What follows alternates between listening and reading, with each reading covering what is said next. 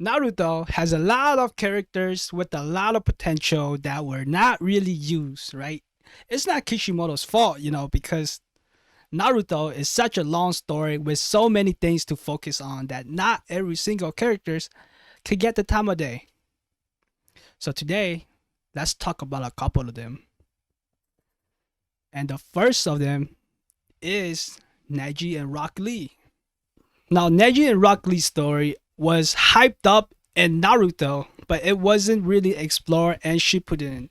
If you don't remember, let's take a look. Their story was alluded to back in Naruto when Lee would challenge Neji to fights. Give it up, Lee. No matter how hard you try, you can't hope to beat me. That's just the way it is. And when Lee was training, all he would think about is Neji.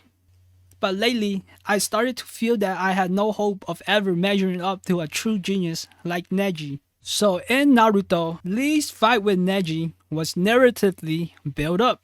But in Shippuden, it never amounted to anything. Why? Well, because they were allies, and I guess Kishimoto just never really had a reason for them to fight. But what if they did? What if they did have a reason? Let's take a look at Neji. Neji was built up as a villain in his own arc. Let's take a look at his story. So ever since Neji was 4 years old, he has a mark that was branded on him that forced him to be subservient to the man branch. Isn't that just like a reason to be evil? Neji was told that his purpose was to protect Hinata. And not only that, Neji, at such a young age, has to watch his dad be tortured with the same mark. Does this not just create a rage that never go away? If you add to it that the curse mark is permanent, Neji has every right to be a villain. I know Hiashi did apologize to Neji, and Neji forgave him, and everything was good and okay, but I really don't see why Hiashi did apologize. I mean, the guy was a bastard. He abused Hinata, he tortured his brother. Really, the guy did a 180, and it didn't really make sense. If he had never apologized, Neji would have gone the Sasuke route and became a villain. And if this happened, both Lee and Neji would have had something to do and Shippuden.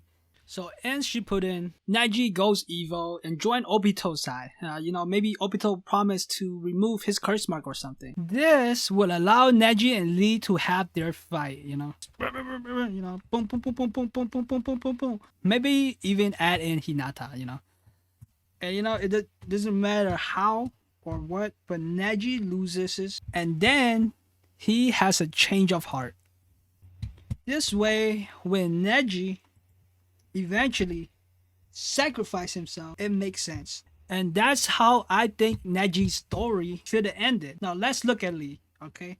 So after he beat Neji, Lee will still need something to do for his own story.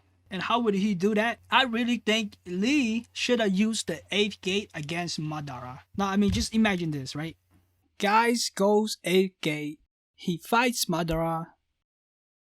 Madara declared him the strongest, and then Guy loses. And as Madara is about to finish Guy's off, instead of Naruto jumping in like in the original, Madara hear from behind him, Eight's inner gate of death open!